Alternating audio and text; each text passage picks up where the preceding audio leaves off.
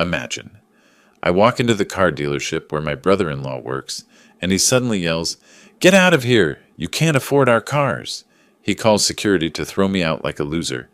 But instead, his boss appears, glances at my brother-in-law, and coldly says, "This gentleman's Rolls-Royce has already arrived, and you're fired." My brother-in-law's betrayal turned into justice's revenge. But that was only the beginning. Before we continue, please subscribe to the channel and write in the comments what time it is where you are now. The Camry's engine ticked as I parked on the street, Glenn's Porsche Cayenne occupying the driveway like a territorial claim. February evening light caught the vehicle's glossy black paint, and there was Glenn, chamois in hand, making slow circles across the hood. He saw me approach, but didn't stop polishing. "Virgil, you're early. Just picked this beauty up yesterday. Cayenne Turbo, 110,000. Can you imagine?"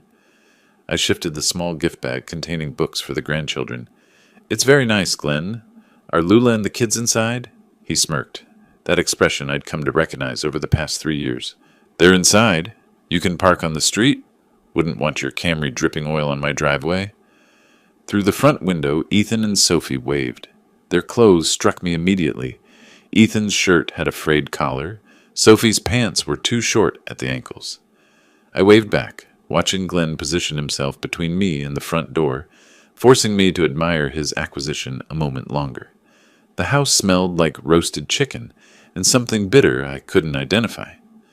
Lula peered from the kitchen, wiping her hands on a towel, and her smile didn't quite reach her eyes. "Dad, good to see you." She hugged me quickly, then stepped back as Glenn entered behind me, filling the doorway. The dining room felt expensive in that deliberately curated way. Abstract art I suspected she'd never have chosen herself, chairs that prioritized appearance over comfort. Glenn took the head of the table despite my presence. The children sat across from me, quiet and watchful. "So, Virgil, how's that studio treating you? Still hear the neighbors through the walls?" Glenn poured himself wine without offering me any. "It suits my needs. I couldn't live like that. A man needs space. But I guess at your age, downsizing makes sense. Right, honey?" He looked at Lula. She cut a piece of chicken with careful precision. Everyone has different situations. Sophie started to ask me something, but Glenn talked over her. "This Cayenne, Virgil, it's got a twin-turbo V8, 0 to 60 in 3.9 seconds. Of course, I don't know if you'd appreciate that.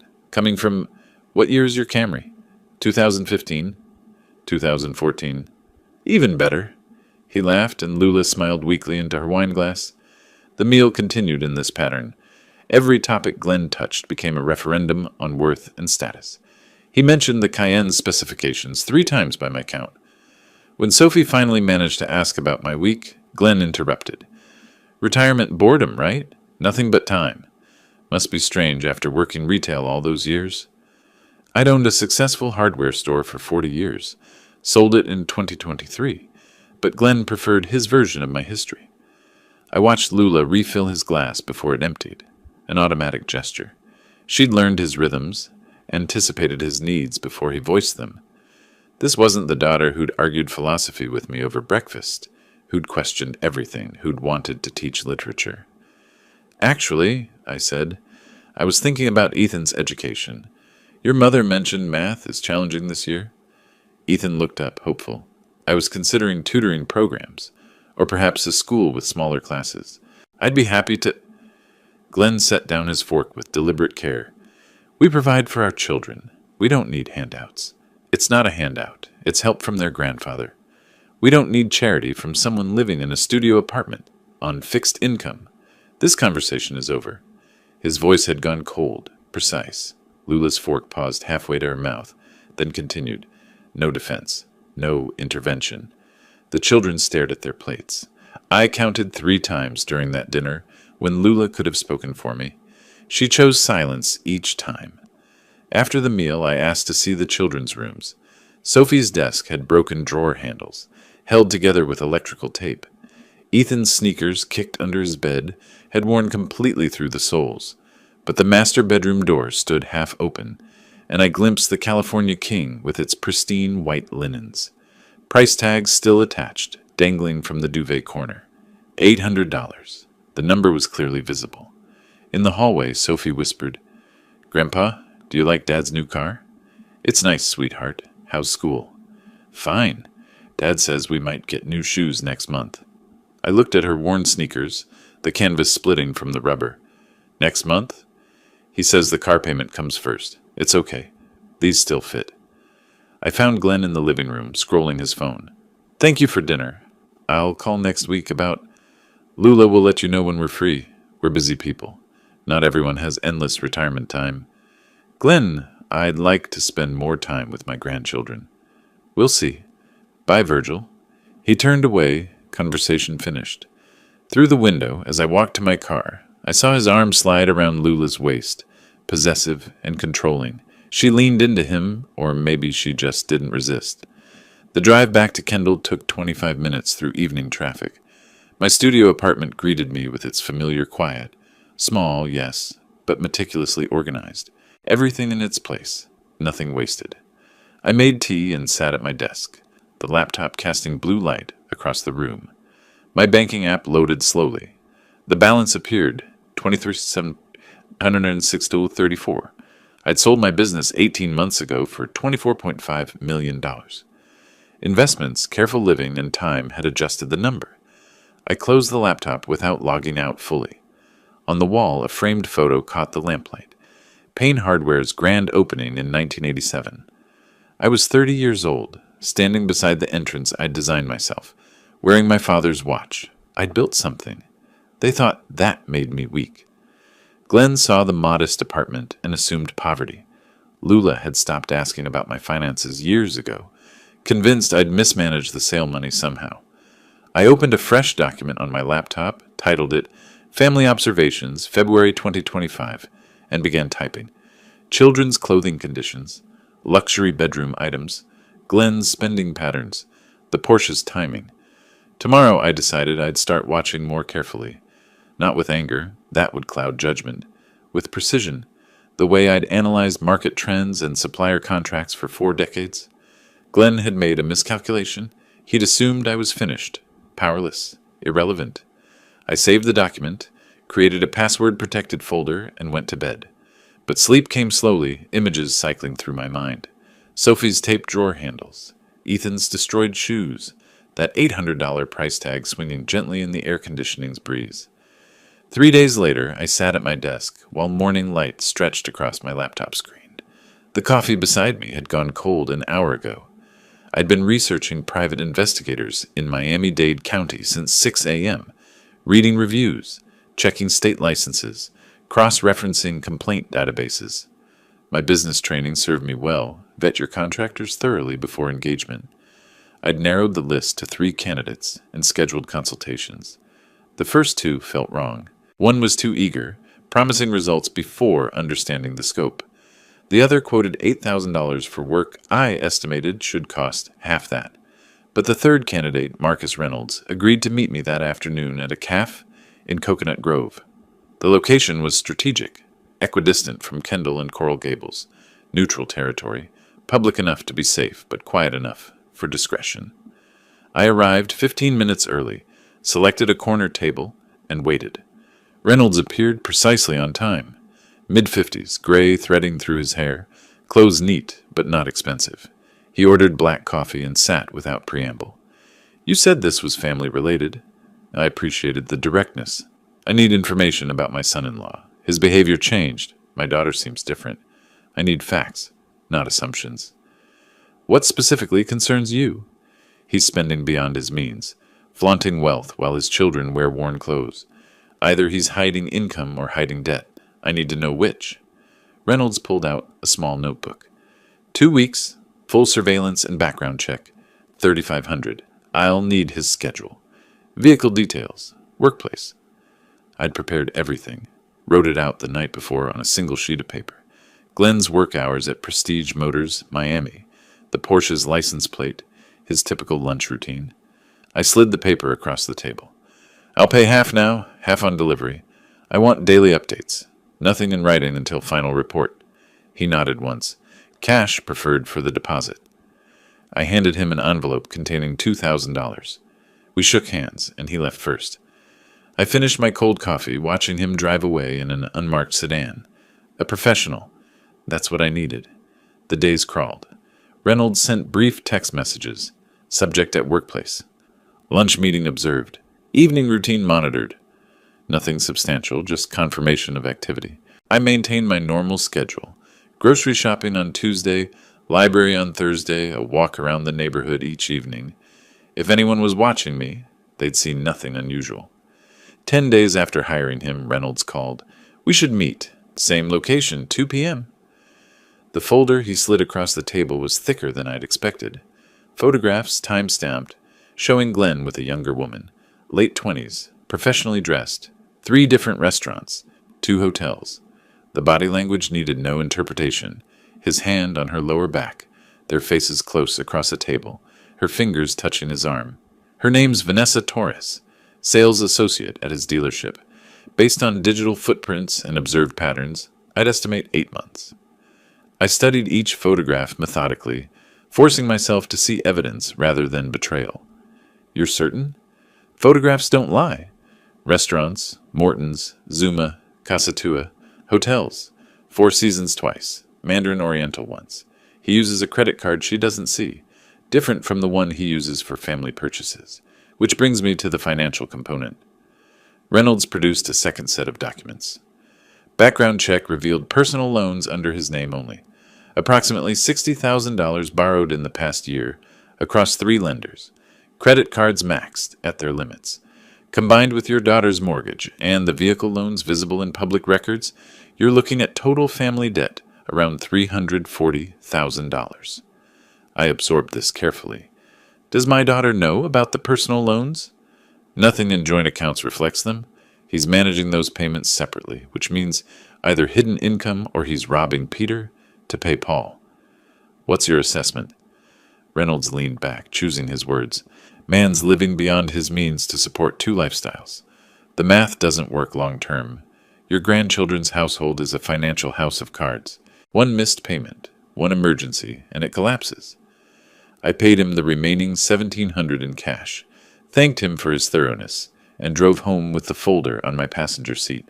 But my work wasn't finished. I needed to see it myself, needed that first-hand confirmation.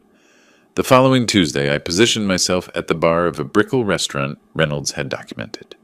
Arrived at 11:30, half an hour before Glenn's typical lunch schedule. Ordered coffee, took a seat with a mirror view of the dining room. My phone rested on the bar, angled to look casual. Glenn arrived at 12:15 with Vanessa. They were laughing, his hand on her lower back, the same possessive gesture he used with Lula. He pulled out her chair, ordered wine without checking prices, leaned close when speaking. I photographed them through my phone's camera, pretending to scroll messages. One image captured his wedding ring clearly visible while his fingers intertwined, with hers across the white tablecloth. The wine he ordered cost $95. I saw the sommelier's presentation. Glenn barely glanced at the label before approving. This was a man drowning his family in debt for ego and affair, and neither mistress nor wife understood the mathematical reality closing in around them. I left $20 for my $8 coffee and exited before they noticed. The photographs joined Reynolds's file in my encrypted laptop folder. That evening, I spread everything across my desk. Investigators' reports, my own photographs, financial data I'd compiled. I built a timeline on notebook paper, tracking the progression. Affair began 8 months prior. Debt accelerated 6 months ago. Porsche purchased 1 month ago. The pattern was mathematical in its clarity. I researched Prestige Motors Miami thoroughly. Their inventory, their sales team, their ownership structure. Marcus Webb owned the dealership, second-generation proprietor. Reputation for high-end discretion. And there, buried in their online inventory, I found it. A Rolls-Royce Cullinan, listed for 7 months at $465,000. 7 months unsold. An embarrassment for a luxury dealership. The commission on that vehicle would be substantial. $40,000, perhaps $50,000. Glenn hadn't managed to move it despite his position as senior sales manager. What if a serious buyer wanted that specific car? What if that buyer insisted on working directly with the owner for discretion? What if that buyer was me? I began drafting an email to Marcus Webb, choosing each word carefully. Professional investor seeking investment-grade vehicle for personal collection. Immediate cash purchase capability. Discrete transaction preferred. Request for private consultation with ownership. No mention of Glenn. No hint of connection. I wrote and rewrote the email for 2 hours, adjusting tone, ensuring credibility. My business correspondence skills proved useful. I'd written thousands of emails to suppliers, always striking the right balance of professionalism and authority. Around 9 p.m., I called Lula. Brief check-in, nothing unusual. Just calling to see how you're doing. Her voice sounded distracted. Fine, Dad. Busy with the kids' schedules. Is everything okay? You seem stressed lately. The defensiveness came immediately. Everything's fine. Glenn's working hard. We're fine. If you ever need anything, I have to go. Talk soon. She hung up before I could respond. I sat in the darkness, only my laptop's glow illuminating the desk. The email to Marcus Webb was complete, but unsent. I'd wait until morning, make it look like an early business inquiry from someone starting their day with purpose. On my desk, I arranged the materials. Reynolds's final report, my supplementary photographs, financial analysis, dealership research. Beside them, I placed a handwritten list titled Objectives. 3 items. 1. Expose Glenn professionally. 2. Protect Lula and grandchildren financially. 3. Ensure grandchildren's future. Not revenge, strategy. Not anger, methodology. I saved everything to the encrypted folder labeled Family Security 2025, then created a physical backup in the locked drawer where I kept my father's watch and my business sale documents. Tomorrow morning, I'd send the email about the Rolls-Royce. Timing mattered in business. Always had. My finger hovered over the trackpad, then moved to Save Draft instead. I'd spent 40 years learning patience. Another 12 hours wouldn't matter. But the foundation was laid, the research complete, the approach mapped. Glenn thought he knew who I was, retired, diminished, irrelevant. He was about to learn the difference between downsizing and strategic positioning. The cursor hovered over the contact form on Prestige Motors, Miami's website. Wednesday morning, 9:17. I'd composed the message 3 times already, refining each word until the tone hit exactly right. Professional enough to be credible, vague enough to intrigue. I typed the name into the form, Robert Hutchinson. The email address I'd created yesterday specifically for this purpose loaded automatically. Subject line, Inquiry, investment-grade vehicle for private collection. The message referenced interest in unique luxury vehicles with appreciation potential, mentioned Rolls-Royce inventory specifically, emphasized discretion. No mention of Glenn, no hint of family connection. Pure business inquiry from what appeared to be a serious buyer with serious money. I read it 3 times, checking for identifying details, anything that might connect Robert Hutchinson to Virgil Payne. Satisfied, I moved the cursor to Send. The email whooshed away into digital space. First move made. I closed the laptop and made fresh coffee, forcing myself through normal morning routine, reading news, checking investments, organizing paperwork, but my eyes kept drifting to the laptop, waiting. The response came at 2:43 that afternoon. Marcus Webb himself had replied, not a sales associate. The message carried professional enthusiasm. Yes, they had the Cullinan Series 2, $465,000, exceptional condition, available for immediate purchase. Webb included his direct office line and suggested a private showing away from typical showroom traffic for serious collectors who prefer discrete transactions. I read between the lines easily enough. Webb recognized serious money and wanted to handle this personally, cutting out the sales floor commission structure entirely, which meant bypassing Glenn completely. Perfect. I waited 2 hours before responding, couldn't seem too eager, too desperate. My reply was brief. Preferred meeting with ownership directly, available this week. Cash transaction possible for the right vehicle. Asked about his schedule. His response arrived within 30 minutes. Tomorrow afternoon, private office meeting, bring identification for paperwork preparation. I spent the evening preparing, visited my bank, obtained a cashier's check for $100,000 made out to Prestige Motors, Miami. Purchased a leather portfolio from an office supply store. Nothing too expensive, but professional looking. Selected tomorrow's clothing. Business casual. Neat, but not flashy. Thursday afternoon, I drove to the dealership, but parked 2 blocks away in a public garage. Didn't want the Camry visible at the building yet. That reveal would come later, on my terms. The walk to Prestige Motors took 8 minutes. I entered through the side entrance Webb had specified in his email, avoiding the main showroom where Glenn worked. The receptionist expected me, smiled professionally, and escorted me directly to Webb's second-floor office. The space overlooked the showroom through one-way glass.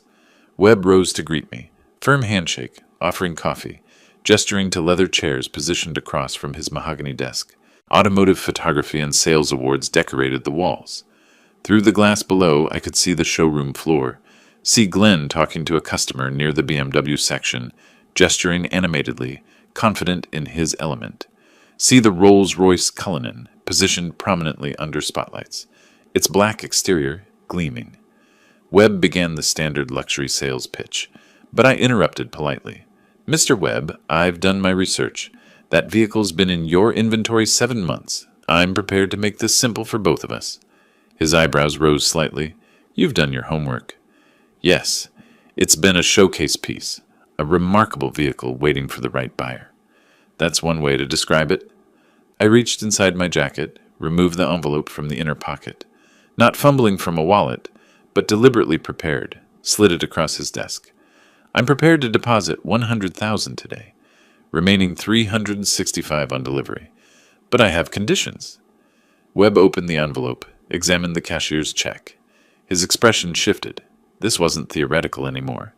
This was real money on his desk. "I'm listening." "First, this transaction stays between us until delivery day. No sales floor involvement until I collect the vehicle." He hesitated. "That's unusual." "May I ask why?" "I value privacy. Too many luxury purchases become public immediately. Dealers pressuring for referrals, family asking questions, associates making assumptions. I make decisions quietly, execute publicly when I'm ready." Webb studied me for a moment, then nodded slowly. "And the second condition? I want to collect the vehicle personally during normal business hours, unannounced to your staff. I want the authentic showroom experience at pickup." His expression suggested confusion, but he was looking at 7 months of inventory overhead, sitting on his showroom floor in a substantial owner's commission. "That can be arranged." We spent the next 40 minutes on paperwork, initialing forms, reviewing delivery timeline. 4 weeks for final detailing and preparation. Early April collection date. As the meeting concluded, conversation turned casual. Webb mentioned pride in his operation, his team's professionalism. I kept my voice carefully offhand. "You have an excellent operation here. My daughter's husband works for you, actually." "Glenn." Webb's expression shifted subtly. Recognition, then careful neutrality. "Glenn. Yes, he's one of our managers. Your family?" "By marriage. We don't discuss business much. I prefer keeping family and finances separate. I'm sure you understand." "I see." I stood, gathering my portfolio. "It will be interesting to see his reaction when I collect the Rolls-Royce. I haven't mentioned my interest in luxury vehicles to family. Should be quite a surprise." Webb's face suggested he was beginning to understand this wasn't a simple transaction, but the contract was signed, deposit made, money secured. He extended his hand.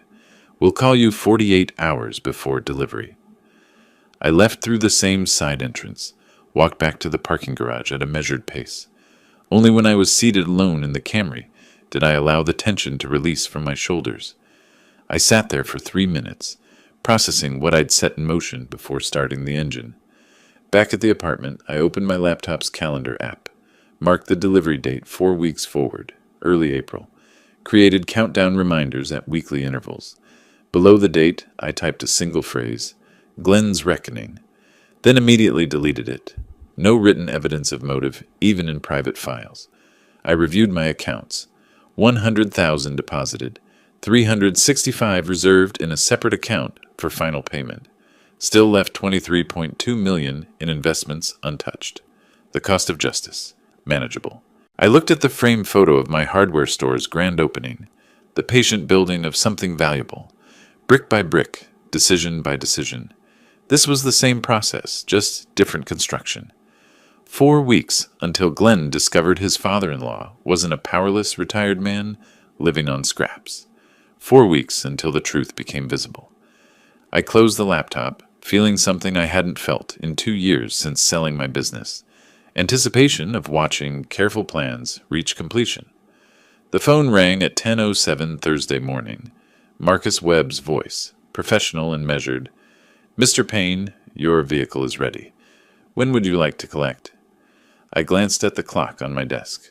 "I'll be there within the hour." "Excellent. Everything is prepared." After hanging up, I moved through my preparation with deliberate care. Removed my decent watch. Replaced it with a cheap digital one from the back of my desk drawer. Selected the oldest jeans I owned, a plain gray jacket with worn elbows, scuffed work boots I'd kept from my hardware store days. Studied myself in the mirror. Perfect image of a modest retiree. Exactly what Glenn expected to see. Exactly what would make the contrast devastating. I grabbed the Camry's keys and left. During the 30-minute drive to the dealership, I hit a red light at an intersection. My reflection appeared in the side mirror. 63 years old, wearing clothes that looked like thrift store finds, driving a 10-year-old sedan. But in my eyes, I saw something that hadn't been there in 2 years. Purpose. The light changed. I continued forward. Prestige Motors appeared ahead, its glass walls revealing the showroom's interior, gleaming vehicles under designer lighting, sales staff in sharp suits, the controlled luxury of serious money. I pulled the Camry into the visitor parking area, no longer hiding, parking prominently near the entrance. Through the glass, I spotted Glenn near the Mercedes section, mid-conversation with a middle-aged couple, gesturing at a vehicle's features with practiced enthusiasm. I entered through the main entrance. The door chimed softly. The receptionist looked up with a professional smile, started to greet me. I walked past her toward the center of the showroom, eyes fixed on the Rolls-Royce Cullinan positioned under spotlights like a museum piece. Movement caught Glenn's peripheral vision. He glanced over mid-sentence with his customers, did a visible double-take, and his expression shifted rapidly. Confusion, then irritation, then something like embarrassment that someone from his poor family was here, potentially damaging his professional image. I circled the Rolls-Royce slowly, examining it the way a potential buyer would. Ran my hand along the hood's mirror, finish, peered through windows at the cream leather interior, checked the door handles. Glenn excused himself from his customers and approached with forced casualness, jaw visibly tight. "Virgil, what are you doing here?" I turned, expression neutral. "Looking at this vehicle, it's impressive." His face darkened a shade. "This isn't a place for browsing. These are serious vehicles for serious buyers." Other staff members were beginning to notice our interaction. Conversations quieted. Attention shifted. I continued examining the Rolls-Royce. Opened the driver's door. Unlocked for showroom display. "I was wondering about a test drive." Glenn's controls snapped like overstressed wire. Voice rising. "Test drive? You can't afford the insurance payment on this car, let alone the purchase price." The showroom went silent. All eyes on us now. Glenn's customers exchanged uncomfortable glances. The receptionist froze mid-phone call. I didn't move, hand still on the door handle. Expression deliberately calm. "You need to leave. Now. You're embarrassing yourself." I remained exactly where I stood, examining the steering wheel's leather wrap with apparent interest. Glenn's voice filled the showroom. "You can't even afford insurance to test drive this vehicle. You think someone living in a studio apartment can handle $465,000? Other salespeople watched, uncertain whether to intervene. A well-dressed customer near the Bentley section shifted uncomfortably. Glenn spun toward the security desk. "Jason, we need assistance here." The security guard, a man in his 40s, stood from his desk with obvious uncertainty, looking between Glenn and me. His hand went to his radio, but he moved slowly. Something felt wrong about the situation. "Remove this gentleman. He's disturbing actual customers." Jason started walking toward us, but his pace was cautious, hesitant. Glenn was practically shouting now. "Get him out. He's wasting everyone's time. You can't be here if you're not a serious buyer." The entire showroom had frozen. Upstairs, Marcus Webb's office door opened. Webb descended the stairs deliberately, each footstep echoing in the silent space. Every eye shifted to him. His expression was cold professional assessment. He reached the showroom floor, stopped, surveyed the scene. Glenn red-faced and agitated, me calm beside the Rolls-Royce with my hand still on its door. Jason caught halfway between us, other staff and customers watching like witnesses to an accident. Webb's voice cut through the tension like a blade. "Glenn, my office. Now." Glenn spun toward him. "Mr. Webb, this man—" Webb raised a single hand, silencing him. "I said now." Then he turned to me. "Mr. Payne, apologies for the disturbance. Your vehicle is ready, and the paperwork is prepared." Glenn's face drained of color. "Vehicle?" The word came out barely above a whisper. Webb continued, addressing me while Glenn stood frozen. "The Rolls-Royce Cullinan you purchased is prepared for delivery. Title transfer documents are in my office. Jason, please bring Mr. Payne's paperwork." Jason understood immediately, nodded, and headed upstairs. Webb finally looked at Glenn. "You just attempted to have my customer physically removed. A customer who purchased our most expensive inventory." He paused, letting the words sink in. "You're terminated. Collect your personal items. You have 30 minutes. The showroom remained absolutely still. Glenn's mouth opened, closed, opened again. No sound emerged. Other salespeople stared at the floor, unwilling to witness their colleagues' destruction. "HR will contact you about your final paycheck and benefits termination. Leave your building access card at reception." Webb turned to me. "Please, let's complete your paperwork upstairs." I nodded, following him toward the stairs without looking at Glenn. Jason returned with a folder, handed it to Webb. As I reached the third step, Glenn found his voice. Raw, breaking, desperate. "This isn't over. You hear me, old man? This isn't finished. You'll regret this." I paused briefly, didn't turn around. Webb spoke coldly without looking back. "Glenn, security will escort you out, if necessary. Leave now." I continued upward, leaving Glenn standing alone in the center of the showroom, surrounded by witnesses to his humiliation, beside the vehicle he couldn't sell that his father-in-law had just purchased with cash. From Webb's office window, I watched through the one-way glass as Glenn stumbled toward his desk.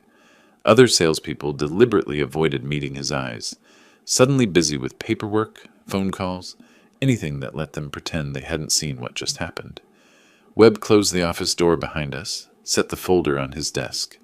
"That was uglier than I anticipated," he said quietly. I sat in the same leather chair I'd occupied 4 weeks ago. He made his choices.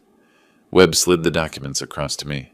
As I began reviewing the title transfer paperwork, Glenn appeared below, carrying a small cardboard box, walking toward the exit with the mechanical movements of someone in shock. He didn't look up at the office, didn't look at anyone, just walked. The door chimed as he left. I signed the final document and handed it back to Webb. Glenn's Porsche pulled into the driveway at 1:47. Through the kitchen window, Lula glanced at the clock, confusion crossing her face. Hours too early. The garage door rumbled. She heard his footsteps, heavier than usual. Then he appeared carrying a small cardboard box, tie loosened, face still flushed with residual anger. "I've been fired." He set the box down hard on the kitchen counter. "Unjustly.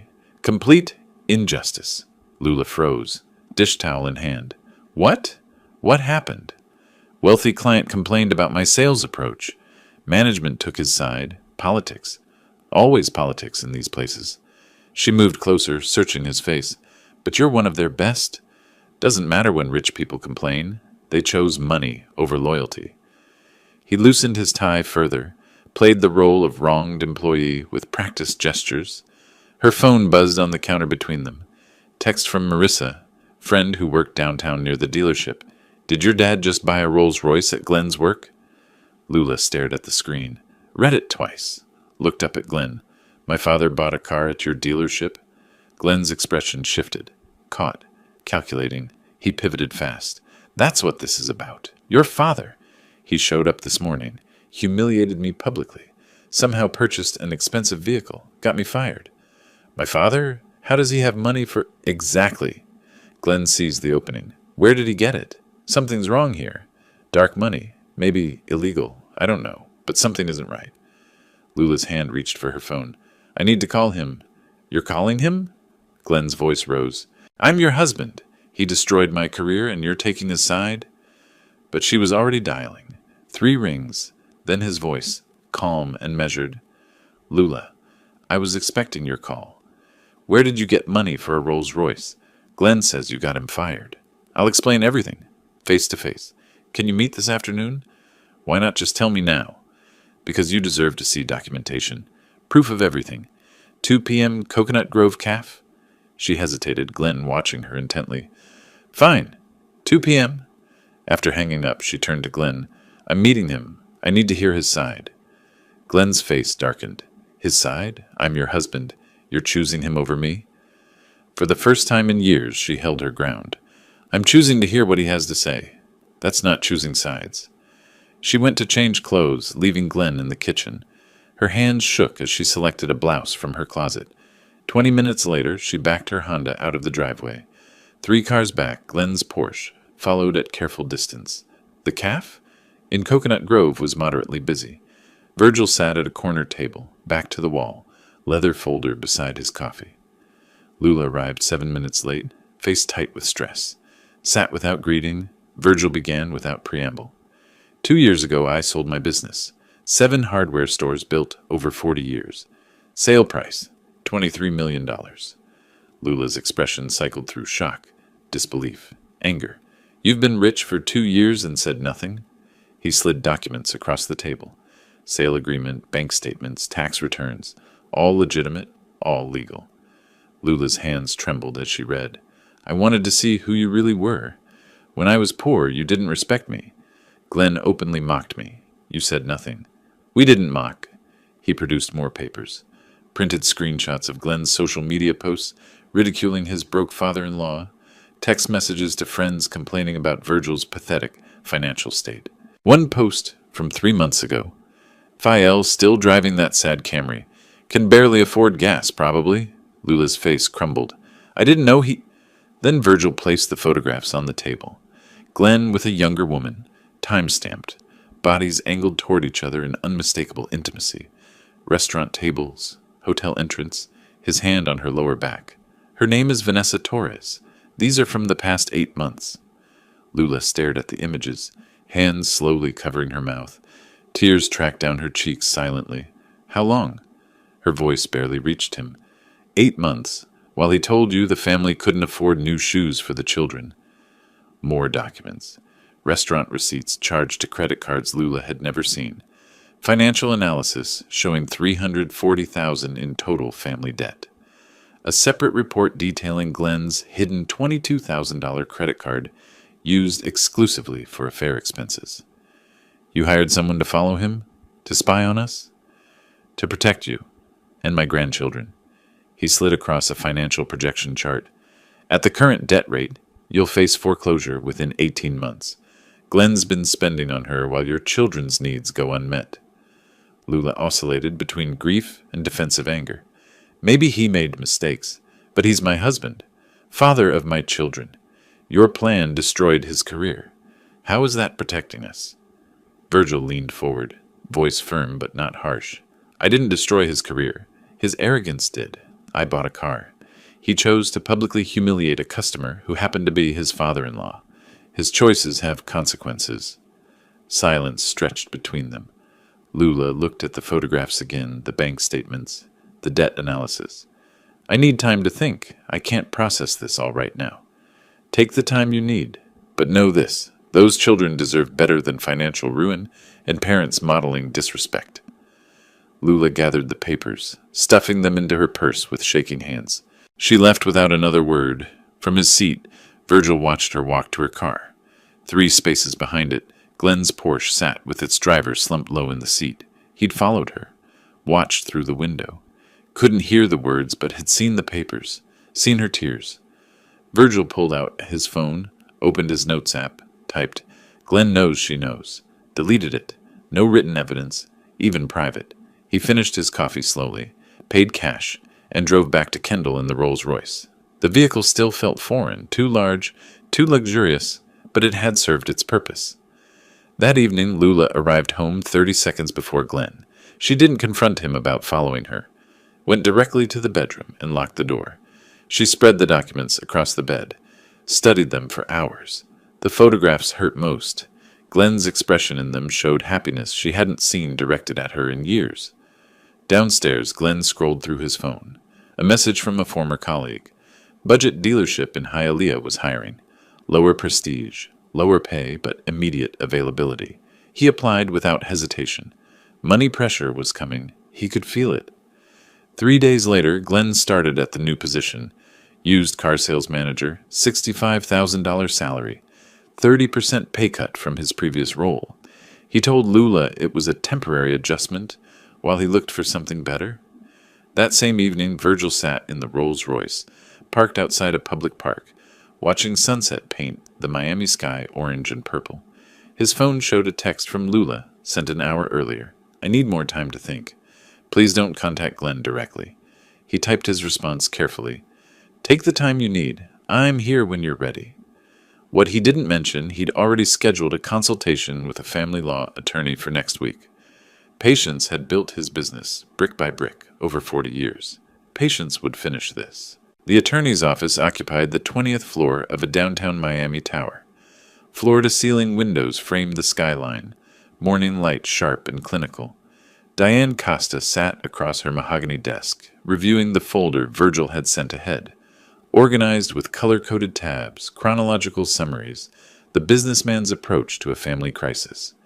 She looked up, her expression professional, but not unkind. "Mr. Payne, this documentation is comprehensive. You've organized everything. I built a business on documentation. This is about protecting my family. With this evidence, adultery, financial deception, children's welfare at risk, your daughter has a strong position if she decides to file. The question is she ready?" Virgil's answer came without hesitation. "Not yet, but she will be. What can we do to prepare?" Diane explained Florida divorce law with practiced precision. The state operated on no-fault principles. Adultery alone didn't guarantee advantage, but a pattern of financial recklessness, demonstrably harming minor children's welfare? That mattered. Courts prioritized children's interests. We need financial forensics, professional CPA analysis, documenting every hidden dollar, every missed payment, every expense that should have gone to your grandchildren, but went elsewhere. That builds an undeniable case. The consultation lasted 90 minutes. Cost $400, the first of 7 such meetings, totaling $2,800 over the coming weeks. 2 days later, Virgil called Lula. The conversation moved carefully, like walking on ice. "How are you processing everything?" Her voice carried exhaustion. "I've been reviewing the documents, noticing things I missed before. He's been evasive about the new job. Won't tell me the actual salary. Says it's complicated. I've consulted with an attorney, not to push you, but to understand options. There's something called financial forensic analysis. You hired an attorney? Consulted. To understand how to protect you and the children if you decide to proceed. With your permission, I'd like to hire a CPA to analyze your family finances professionally." Long pause. Traffic noise in the background suggested she was in her car. Somewhere Glenn wasn't. What would they need? Only what you can legally provide as account holder. Bank access, credit card statements, loan documents. Another pause. Longer. Then quietly. "Okay, do it." That afternoon, Virgil contacted a CPA firm specializing in divorce financial analysis. Paid a $4,200 retainer. Lula provided everything she could access. Joint account logins, credit card numbers, mortgage statements. The CPA promised a comprehensive report within 2 weeks. 12 days later, the report arrived via encrypted email. 42 pages of detailed analysis. Virgil printed it, sat at his kitchen table with coffee that went cold as he read. The numbers were worse than he'd imagined. Documented spending on the affair. $14,400 over 8 months. $1,800 monthly average for restaurants, hotels, gifts, jewelry for Vanessa that Lula never received. Hidden credit card opened without Lula's knowledge. $22,000 in balance at 24.9% interest. Minimum payments being skipped. 2 personal loans in Glenn's name only. $35,000 and $25,000. Used partially for the Porsche down payment, partially for affair expenses. The family mortgage, 3 months behind. Glenn had been intercepting bank notices. If the next payment was missed, foreclosure proceedings would begin. Children's college funds. Glenn had withdrawn $12,000 6 months ago. The money had never been explained to Lula. Total family debt, $340,000. Glenn's new reduced salary of $65,000 couldn't sustain the current debt load. The CPA's conclusion was stark. Financial collapse imminent without intervention. Recommend immediate debt counseling or dissolution of joint financial obligations. Virgil forwarded the report to Diane Costa, then called Lula. We need to meet. The financial analysis is complete. It's urgent. But before they could meet, the crisis accelerated on its own. The certified letter arrived at Lula's house on a Tuesday morning. Official bank letterhead, formal language, devastating content, notice of mortgage default. 30 days to cure deficiency or foreclosure proceedings would commence. That evening, after the children were in bed, Lula confronted Glenn in the kitchen. She held the letter like evidence at trial.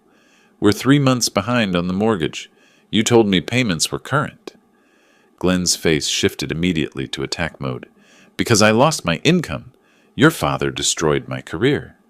The report says payments were missed even when you were working. His eyes narrowed. What report? She realized her mistake. The financial? You let your father investigate our finances? His voice climbed. You gave him access to our accounts. This is his plan, Lula. He wants to control you. Wants us to divorce so he can swoop in and save you. He paced the kitchen, gestures growing larger, voice filling the space. Or maybe he's showing me truth I refuse to see. Her voice came quieter than he expected, which made it land harder. I'm your husband, father of your children. You're choosing him over me.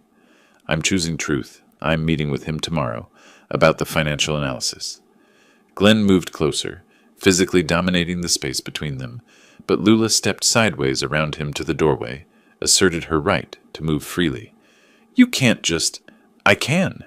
And I am. She went to the bedroom, locked the door, then did something she'd never done before. Searched the room systematically. Found credit card statements stuffed between folded shirts in his dresser.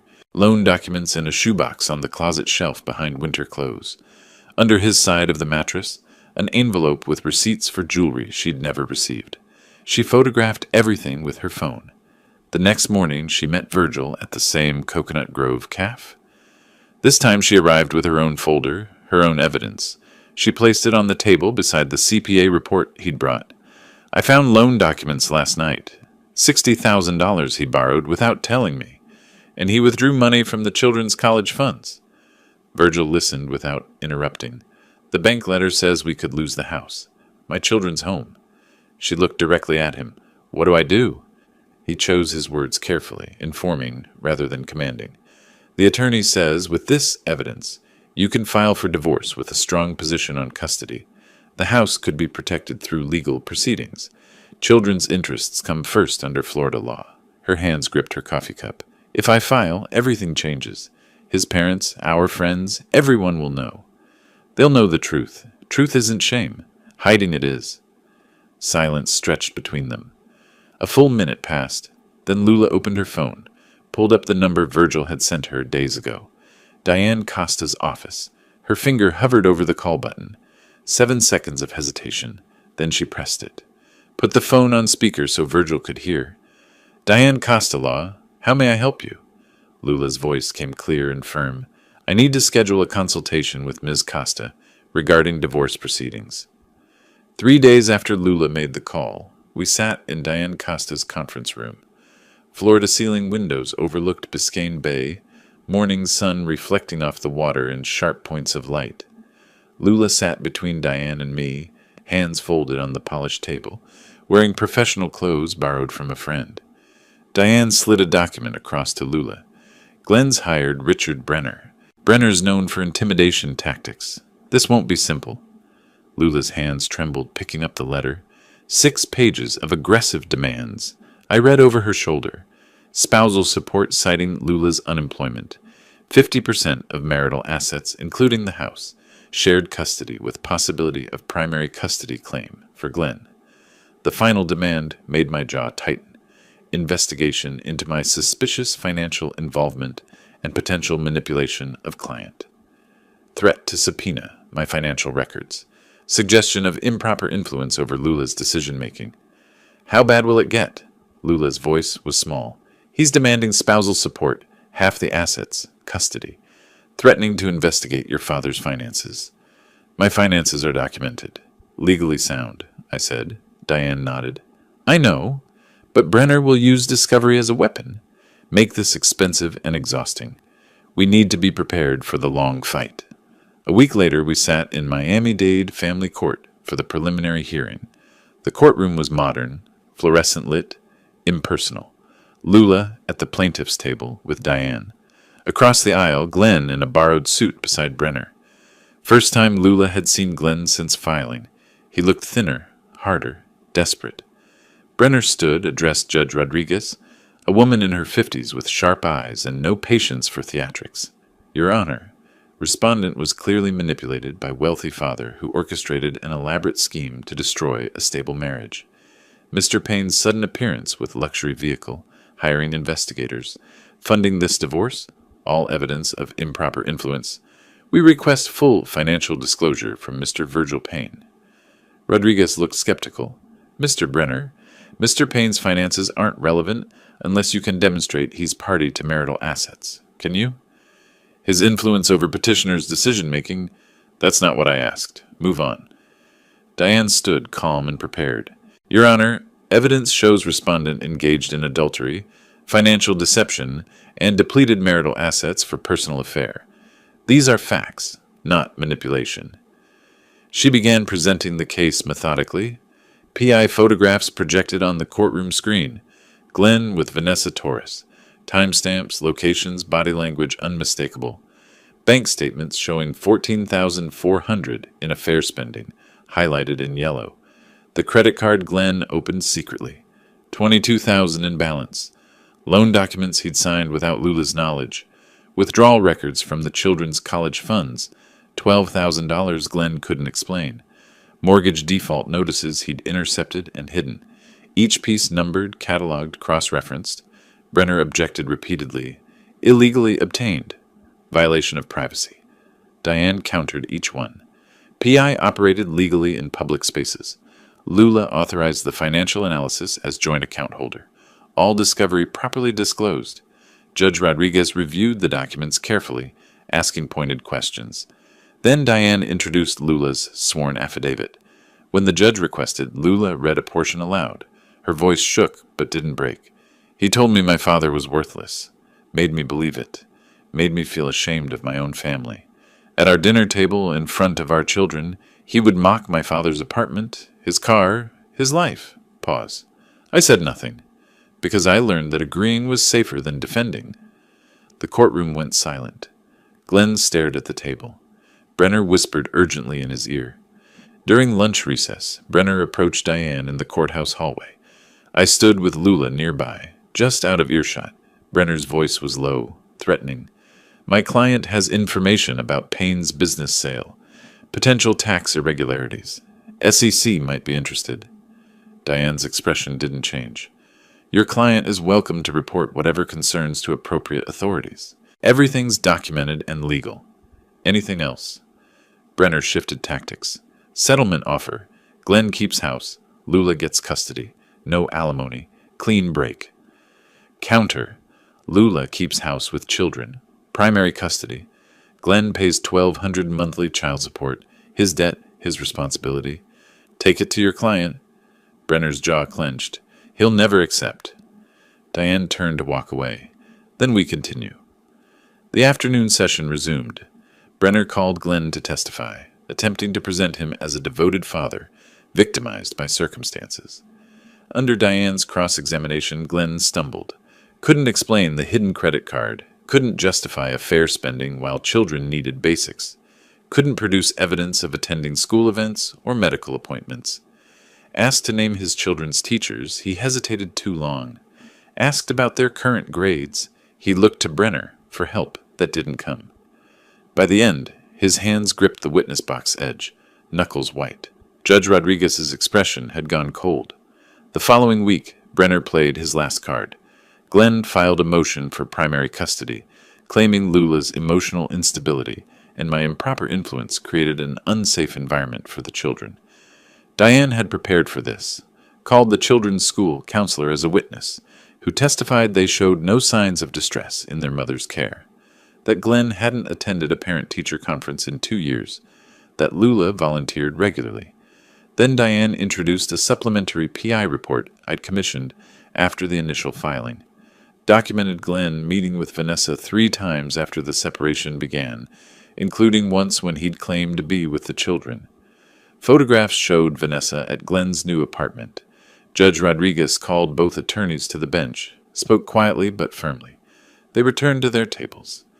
Primary custody granted to petitioner Lula Payne. Respondent granted supervised visitation twice weekly, transitioning to standard visitation after 90-day review period.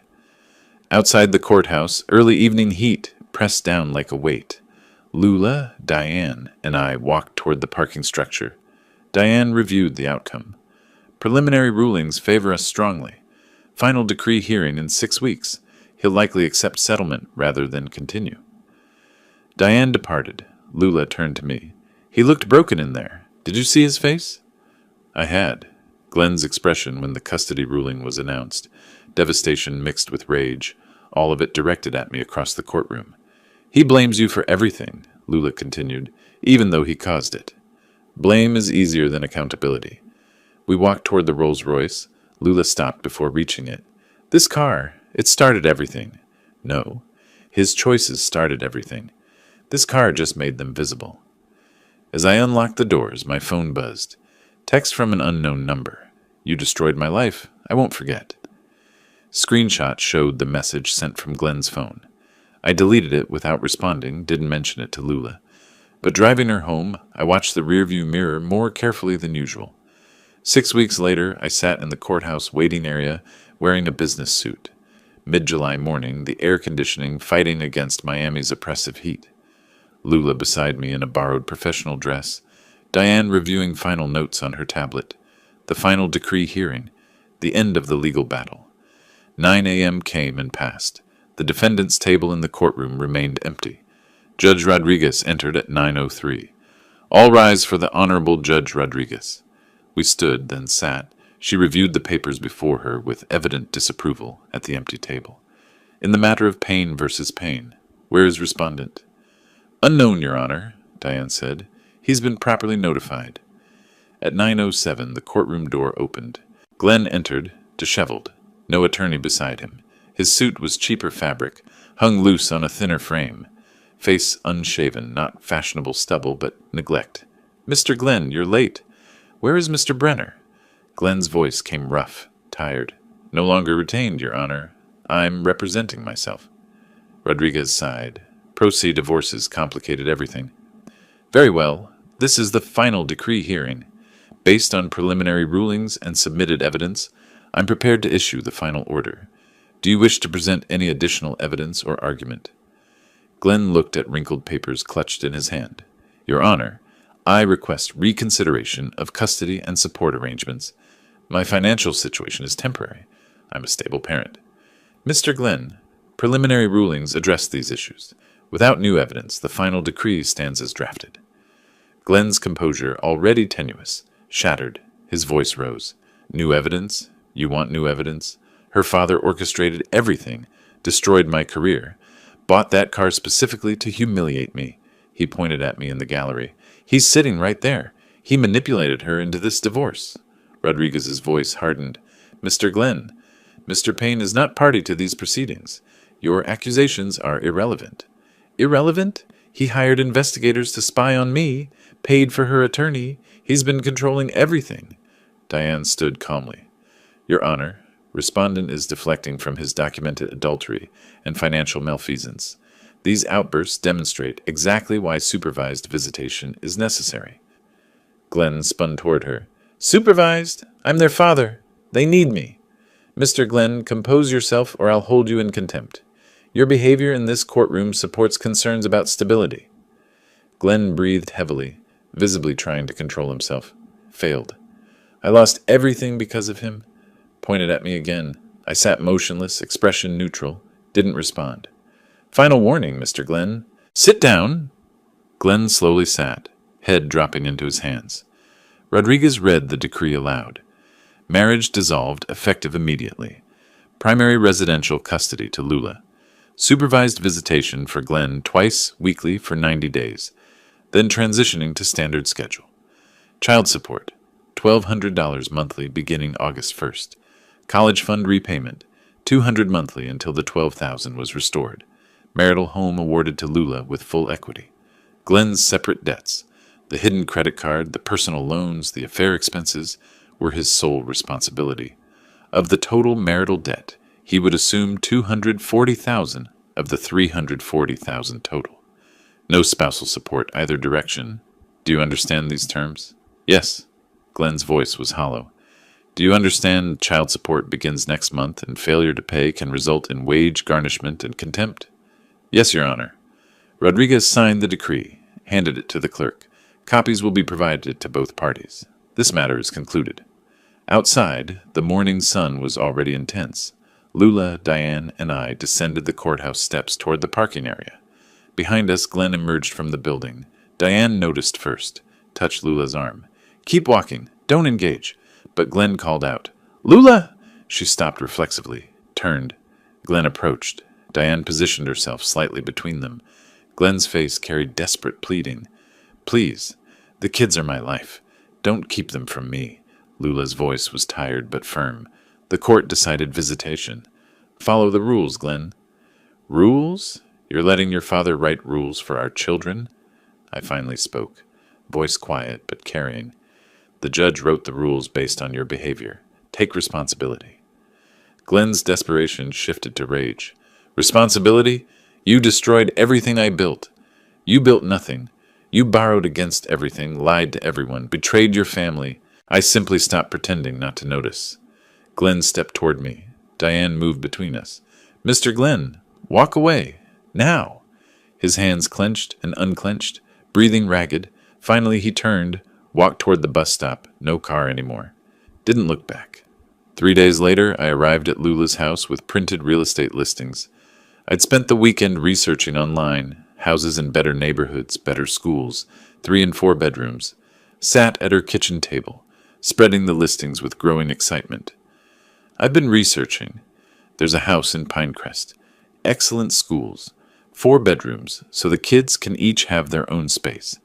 I can make the down payment. You maintain the mortgage with child support income. Lula picked up a listing, studied it slowly. Or this one in Coconut Grove, closer to a good middle school for Ethan. The HOA maintains everything. Less work for you. I waited for enthusiasm. Got silence. Lula set down the paper. Dad. Her tone made me pause. I appreciate this. I do. But I can't. Confusion hit me. Can't? Why? These are investments in the grandchildren's. I need to breathe. I just got divorced. I'm still figuring out who I am without Glenn, and you're already planning my next move. I'm trying to help. I know. But it feels like control. Different control than Glenn's, but still control. The words landed hard. Visible impact.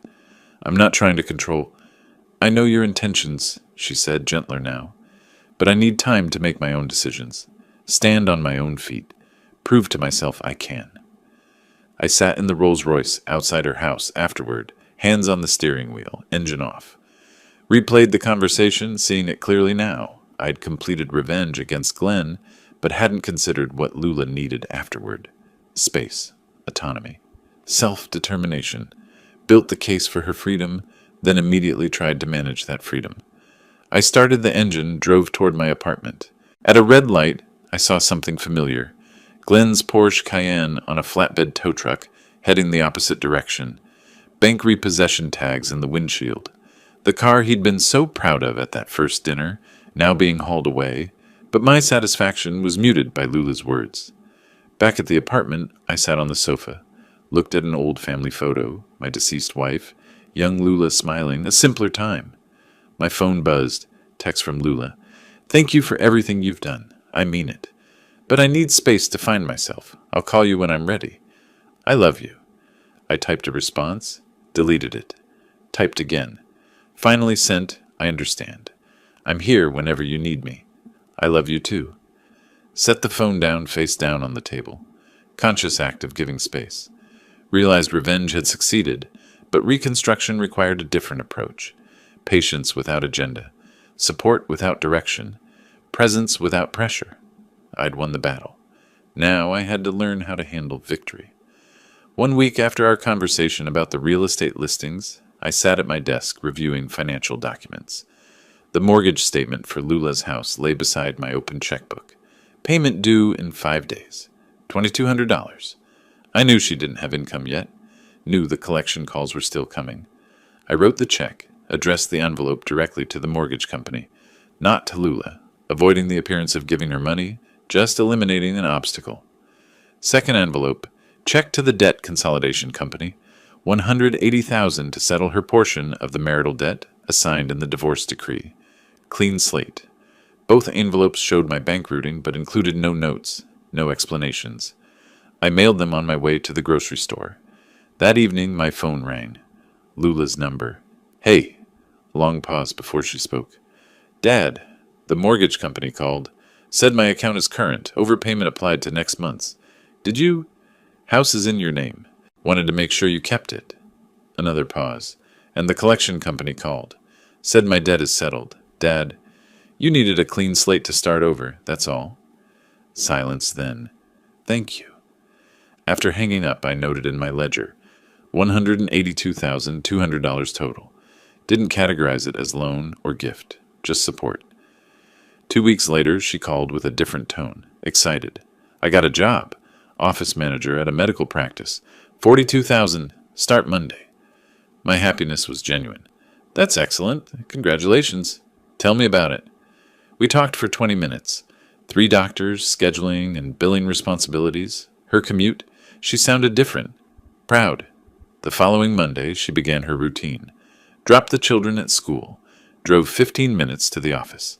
Managed patient flow and paperwork. Picked up the children at 5. Her first paycheck arrived 2 weeks later. She texted me a photo of the pay stub, framed on her kitchen wall. First money I've earned in 12 years, I responded. First of many. Proud of you.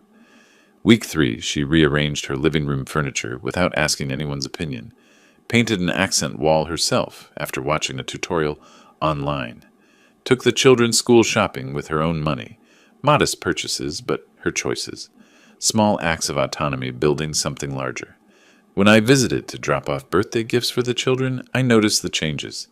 Different furniture arrangement, fresh paint, her laptop on the kitchen table with work spreadsheets, evidence of an independent life being built.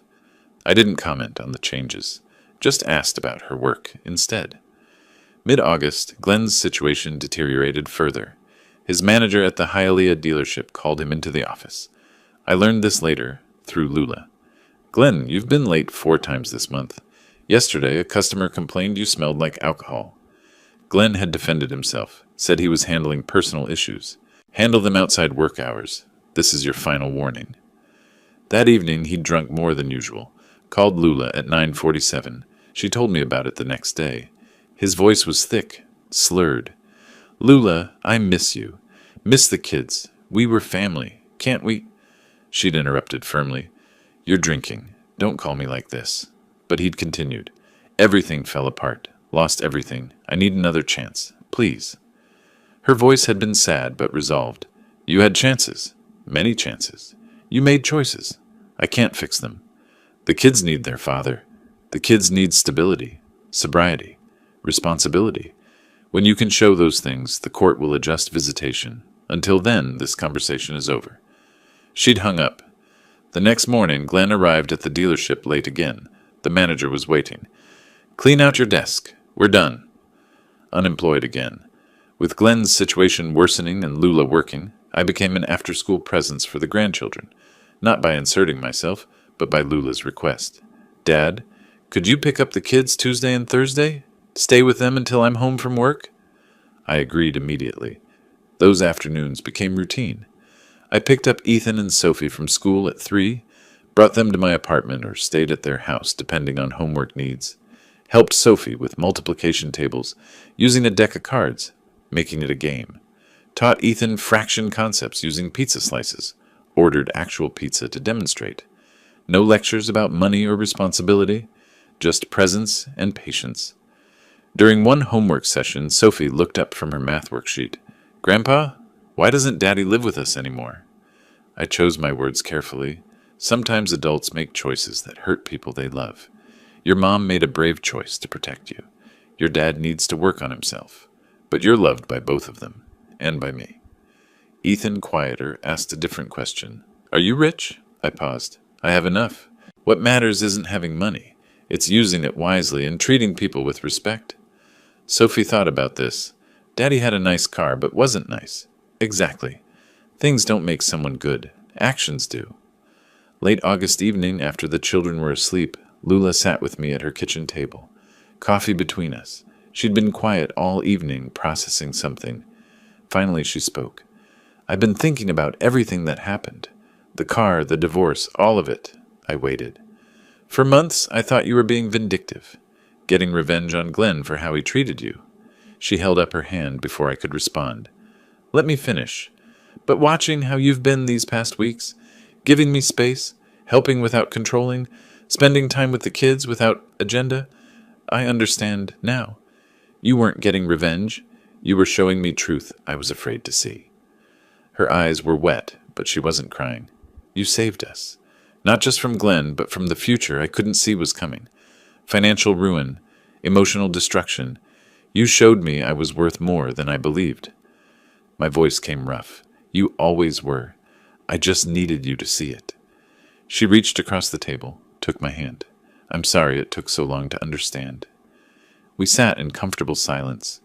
Outside, the automatic sprinklers started on the neighbor's lawn, rhythmic sound through the open window, marking an ordinary evening in a restored life. My new apartment was modest but comfortable. 2 bedrooms, one for me, one set up for the grandchildren. Twin beds with colorful bedding Sophie had helped choose. Bookshelf with age-appropriate books. Small desk for homework. The kitchen was larger than my studio had been, allowing actual cooking. The living room had a comfortable sofa and family photos on the wall. One from my hardware store's grand opening. Another recent one of me with Ethan and Sophie at the park. The afternoon before Sophie's 9th birthday, I arranged the living room for a small celebration. Balloons in purple and silver, her favorite colors. A homemade cake cooling on the kitchen counter. Vanilla with buttercream. Recipe from the internet. First cake I'd made in decades. Small stack of wrapped gifts on the side table. The doorbell rang at 4. Lula with Ethan and Sophie. Sophie rushed in. "Grandpa, you have balloons," hugged me. Ethan followed, more reserved but smiling. Lula carried a container with fruit salad, surveyed the space. "Dad, this place is perfect for you." "Perfect for us?" The kids needed proper space when they stay over. The celebration was simple but genuine. We played a board game. Ethan won, Sophie protested good-naturedly. I taught them a card game I'd learned as a child.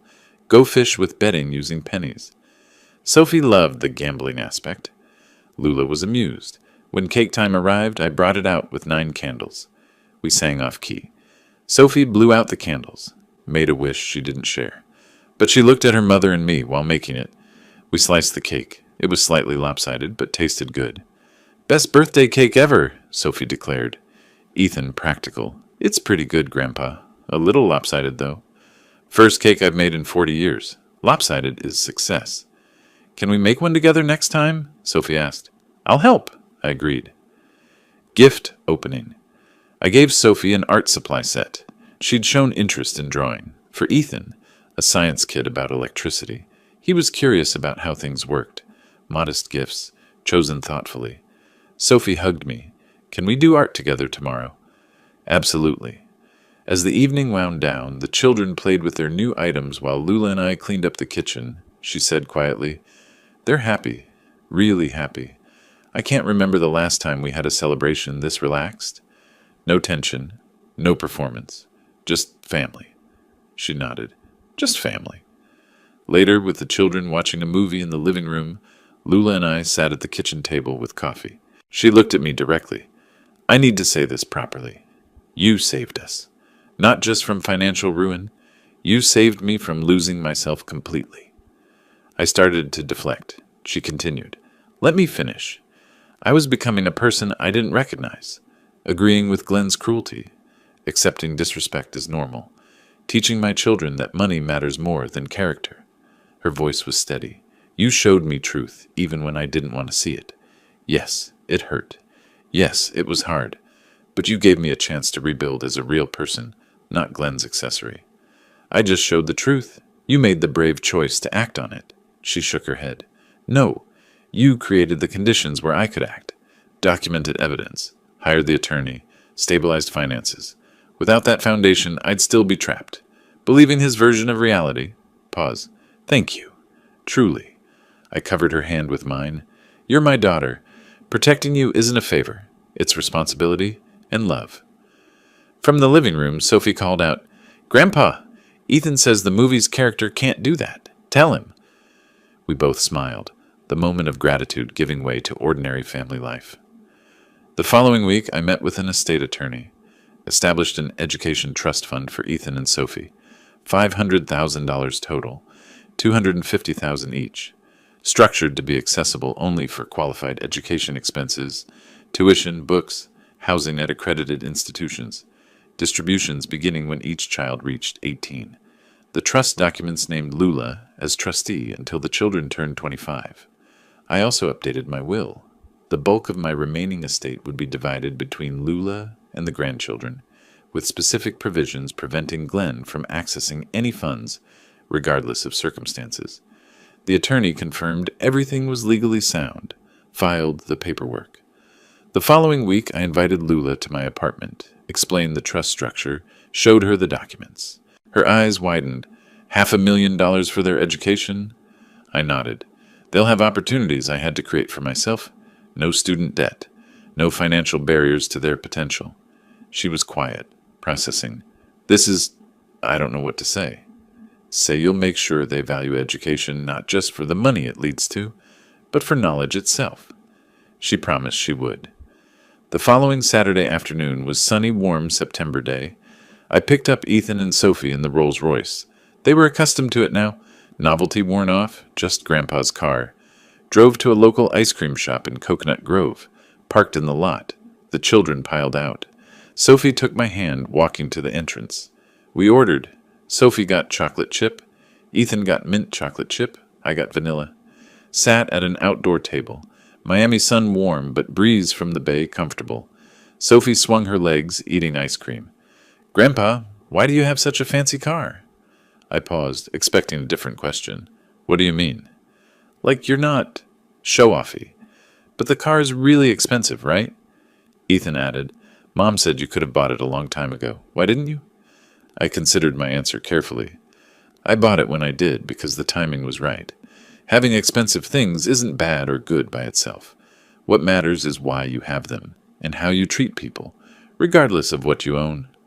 Sophie thought about this. So it's okay to have nice stuff if you're still nice? Exactly. Character isn't defined by possessions. It's defined by choices and how you treat others. Ethan was quiet for a moment. Daddy had a nice car, but wasn't nice to you or Mom. I didn't disparage Glenn. Your father made choices. We all do. Some choices lead to good outcomes. Some don't. The important thing is learning from them. Sophie, finishing her ice cream. I'm going to be nice and have nice things when I grow up. I smiled. If you're kind and work hard, you probably will. We drove back to drop them at Lula's house. As they exited the car, Ethan paused. Thanks, Grandpa, for everything. Not just the ice cream, the weight of everything. Always. I watched them run to the front door where Lula waited, waving at me. I waved back, then drove away. At a red light, I caught my reflection in the rearview mirror, allowed myself a small smile. Justice served, family restored, future secured, task complete. If you like this story, please like this video, subscribe to the channel, and share your impressions of this story in the comments. To listen to the next story, click on the box on the left. Thank you for watching.